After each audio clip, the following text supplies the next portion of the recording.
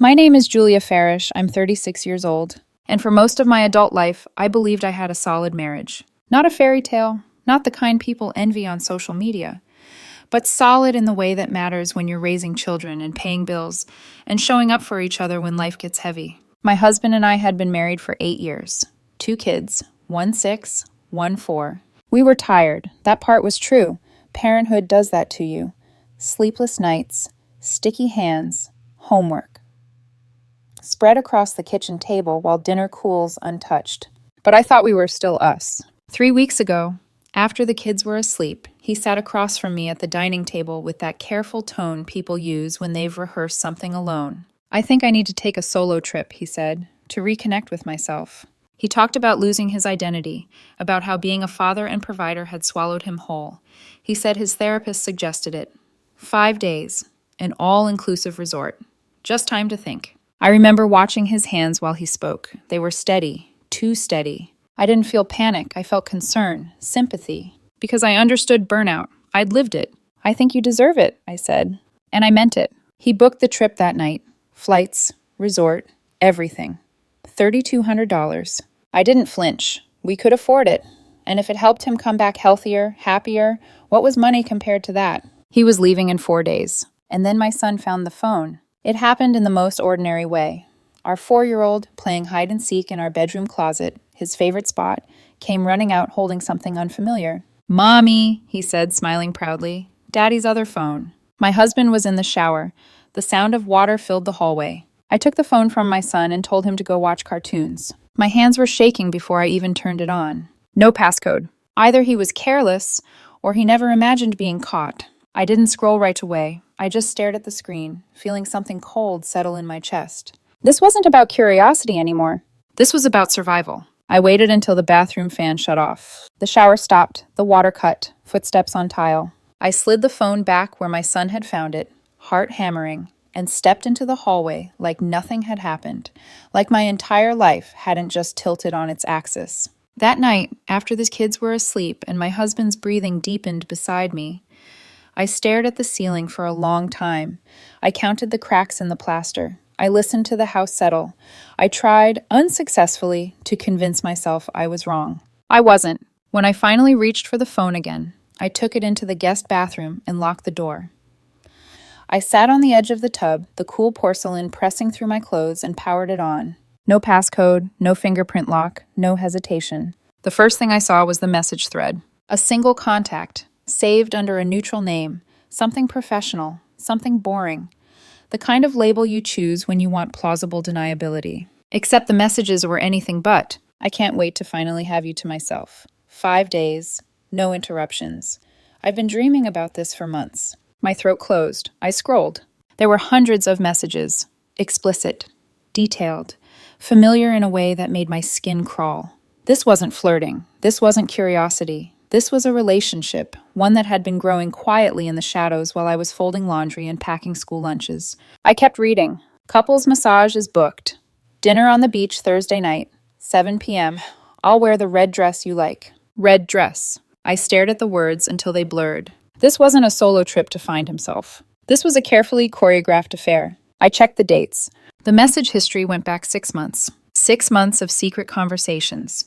6 months of stolen moments disguised as late meetings, gym sessions that ran long, clearing his head drives that never quite made sense. 6 months where I thought we were tired, but together. There were photos. Nothing explicit. Nothing that could be dismissed as accidental. A hotel room selfie I didn't recognize. A mirror shot of him wearing a shirt I'd never bought. A photo of her, young, confident, smiling into the camera like she belonged there. I felt something break inside my chest, slow and quiet, like ice cracking under pressure. What hurt wasn't just the betrayal. It was the planning, the burner phone, the therapy excuse. The way he'd looked me in the eyes and asked for my support had made me feel generous for giving it. He hadn't just lied. He'd built a story designed to make me complicit. I set the phone down and pressed my palm flat against my sternum, trying to slow my breathing. The house was silent. My husband slept 10 feet away, the same man who'd tucked our kids in an hour earlier, who'd kissed my forehead and said goodnight. I had a choice. I could confront him immediately, demand explanations, watch him scramble, deny, minimize, rewrite. Or I could do nothing. I chose nothing. I put the phone back exactly where I'd found it. I slid into bed. I let him sleep. And as I stared into the darkness, a plan began to form, not out of rage, but out of clarity. If he wanted to take this trip so badly, I would let him. The next morning, I made breakfast like I always did. Scrambled eggs, toast cut into triangles, the good jam for the kids, the cheap one for me. I packed lunches, signed a permission slip, reminded our 6-year-old about Library Day. I kissed foreheads, wiped syrupy fingers, and waved from the doorway as my husband buckled them into the car. If there was guilt in him, I didn't see it. He moved easily, too easily, like a man who believed his story was airtight. Later that afternoon, while he was at a yoga class he'd recently added to his routine, for stress, he'd said, I sat at my desk with the burner phone hidden beneath a folded sweater. I opened it again, this time methodically. I found the resort confirmation email. Forwarded. Not accidental. Same dates he'd told me. Thursday to Monday. I found her flight details. Different airline. Same arrival window. I found the dinner reservation. Thursday night, 7 p.m., beachfront table for 2. Candles, ocean breeze, the kind of setup people post engagement photos at. This wasn't impulsive. This was curated. I closed the email and stared at my laptop screen for a long time before opening a new tab. I didn't search why. I searched how. The resort answered on the second ring.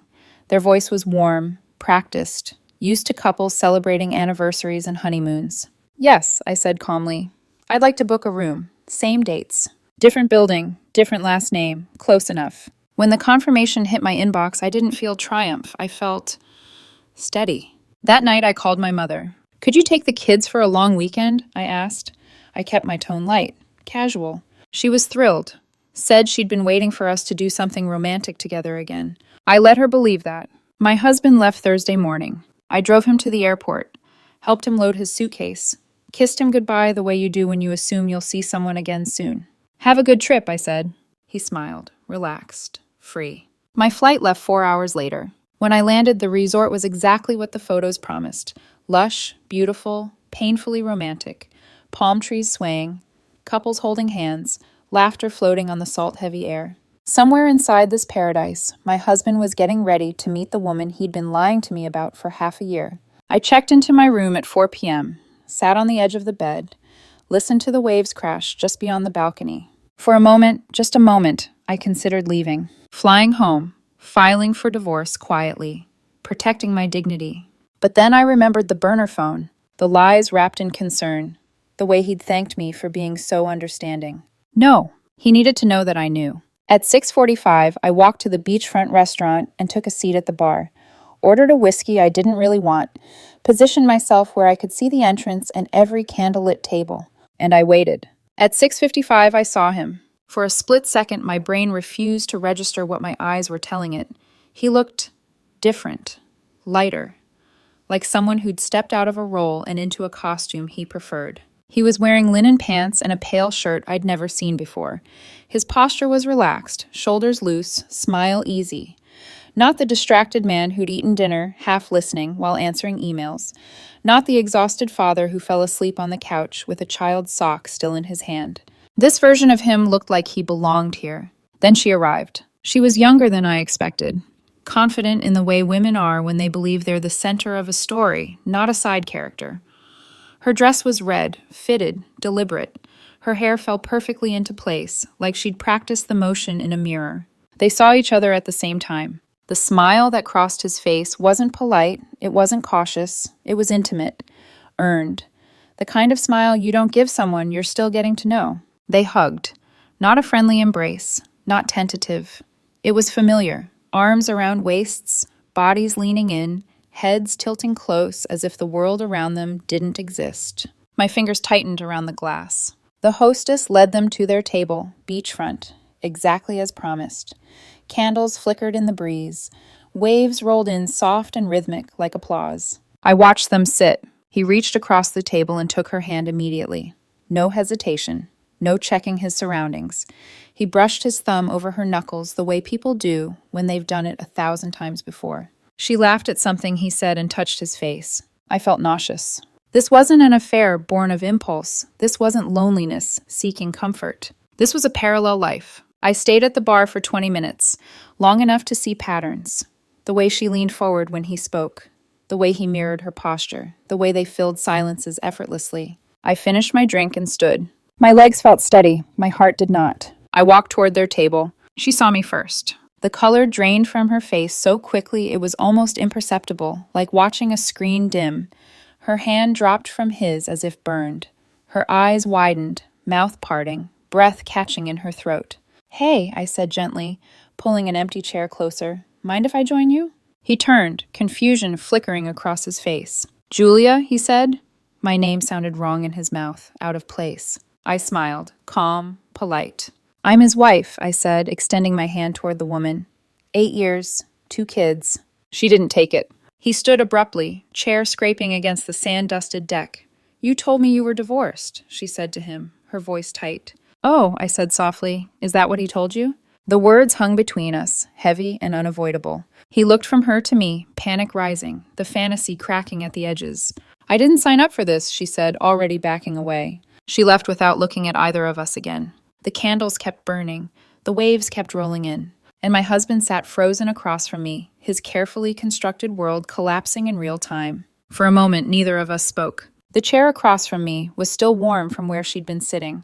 Her napkin lay folded beside the plate, untouched. 2 menus, 2 glasses of wine, a table set for a future that no longer existed. My husband's mouth opened, then closed again. "Julia, Don't," I said quietly. The word landed heavier than I expected. Not loud, not angry, just final. A waiter hovered a few steps away, sensing the shift in the air. Nearby diners had gone quiet, their attention flickering toward us and then back to their plates, pretending not to stare while listening to every word.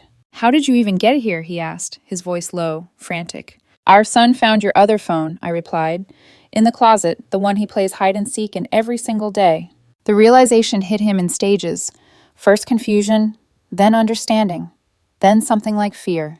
"You went through my things?" he said weakly. "You hid an entire relationship from me," I answered. "Perspective matters." He ran a hand through his hair, the same gesture he used when stressed.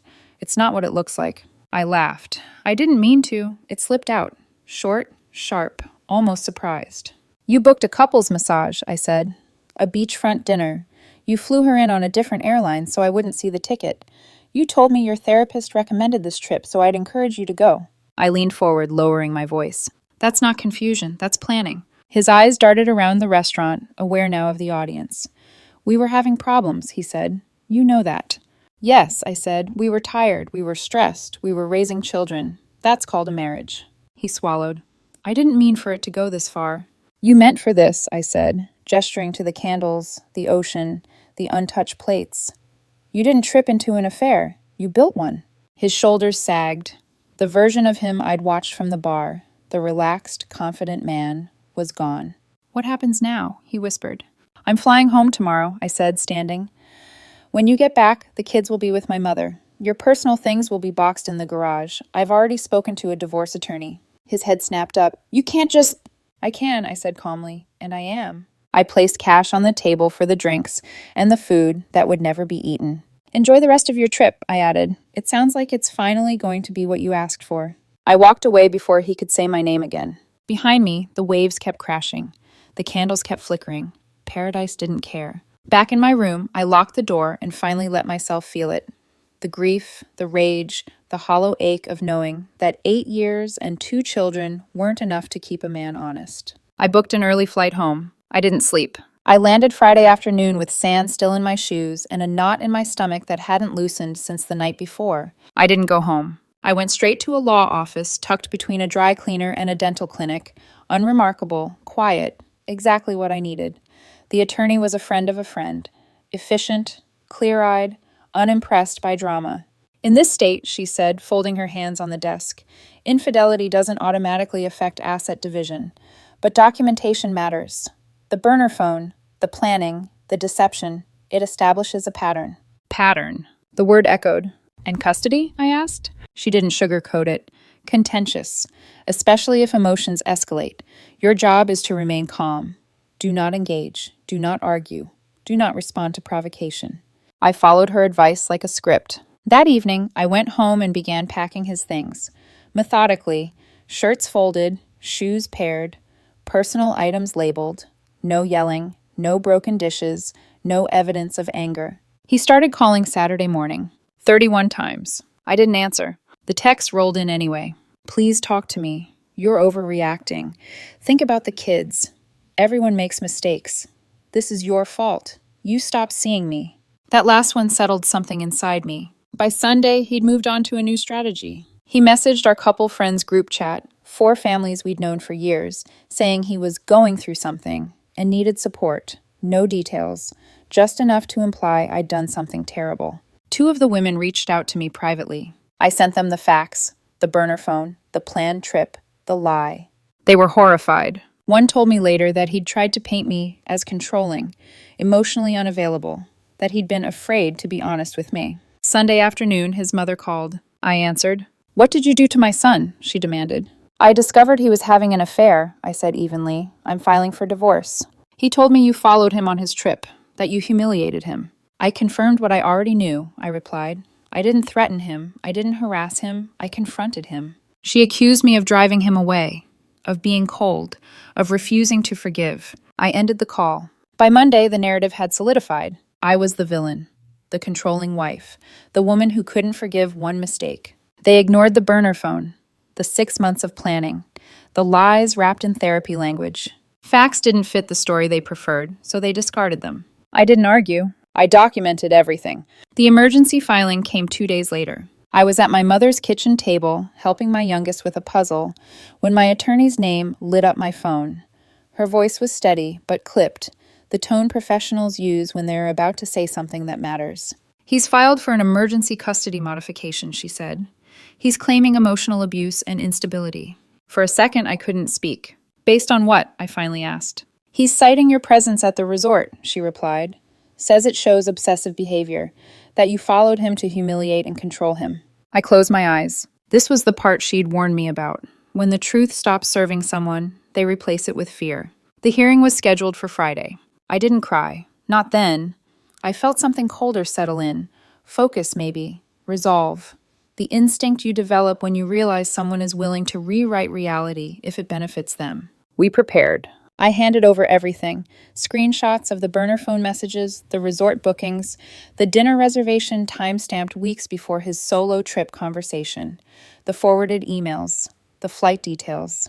My attorney organized it into a timeline so clean it was almost brutal. This helps, she said, a lot. Friday morning, we sat in a small courtroom that smelled faintly of old paper and disinfectant.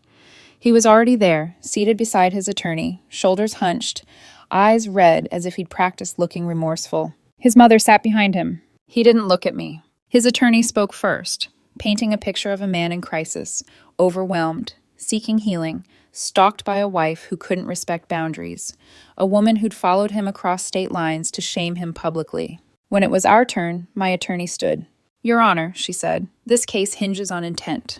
She laid it out calmly, no dramatics, no accusations. The burner phone, the 6-month timeline, the pre-booked romantic dinner, the absence of threats, harassment, or prior contact before the confrontation. The petitioner did not follow her husband in an attempt to control him, she concluded. She confirmed evidence of infidelity she had already discovered. The judge listened without interruption. When he spoke, his voice was measured. The wife's actions, he said, while unconventional, do not constitute stalking or abuse. There was no threatening behavior, no repeated contact, no attempt to interfere with the trip prior to the dinner. He paused, looking directly at my husband.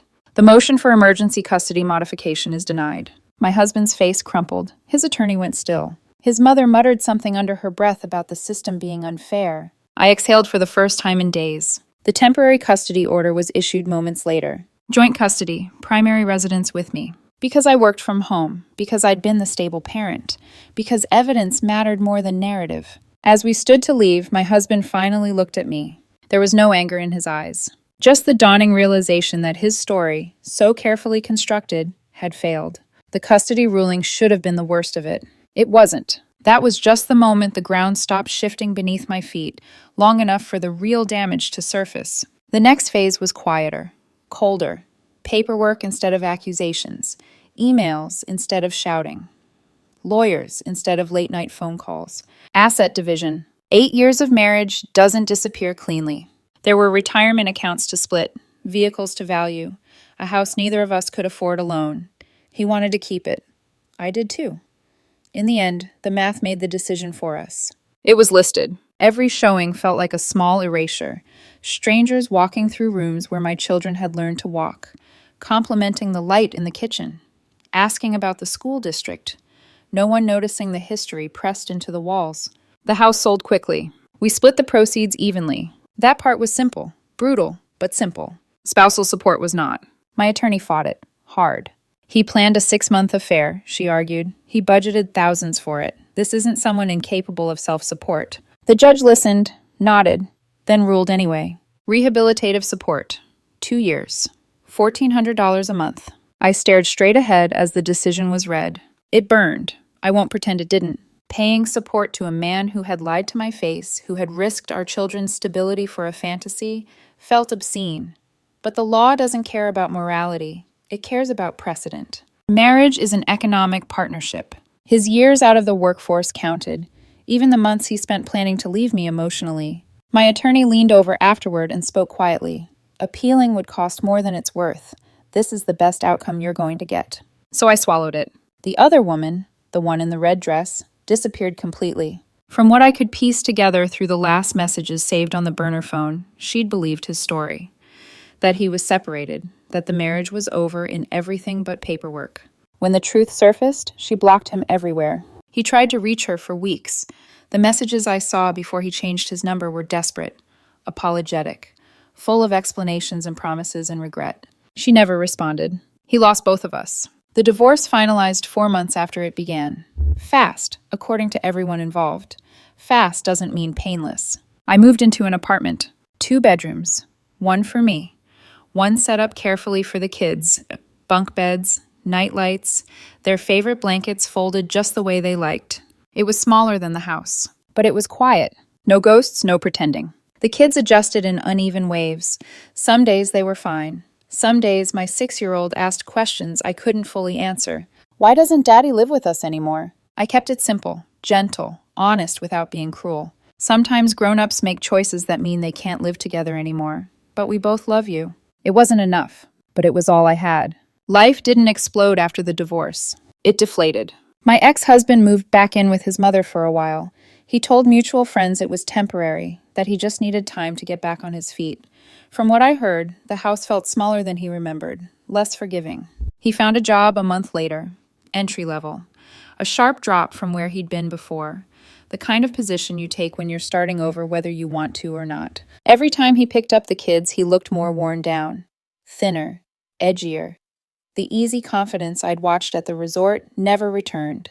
The fantasy he'd built, the escape, the new woman, the clean slate, collapsed the moment it was exposed to reality. For weeks after the divorce, he was convinced she'd come back. He told his mother they had something real, that the timing had just been wrong, that once things settled, she'd reach out. She never did. When it finally sank in that she wasn't coming back, something in him hardened.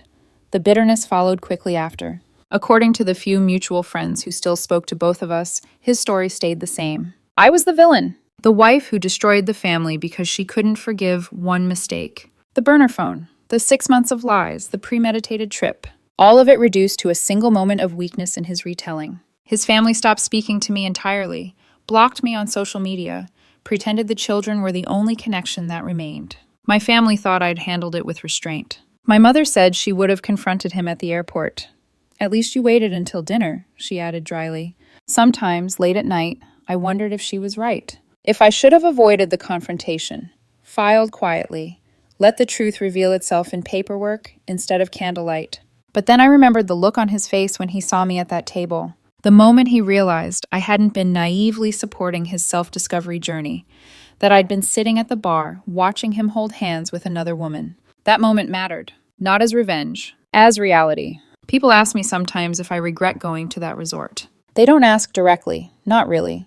They circle it, lower their voices, tilt their heads in that way that suggests you could have handled it differently. And maybe I could have. I could have stayed home, filed quietly, let lawyers dismantle my marriage behind closed doors while I played the part of the dignified, wounded wife. But here's the thing. For 6 months, my ex-husband lived in a world where he believed he was smarter than everyone else, where he believed he could maintain 2 lives without consequence, where he could look me in the eye, talk about therapy and self-discovery, and feel good about himself for doing it. That fantasy needed to collapse. Not violently, not publicly, just completely. The look on his face when I sat down at that table wasn't anger. It was recognition. The sudden understanding that his secret life wasn't secret anymore, that I hadn't been supporting his journey.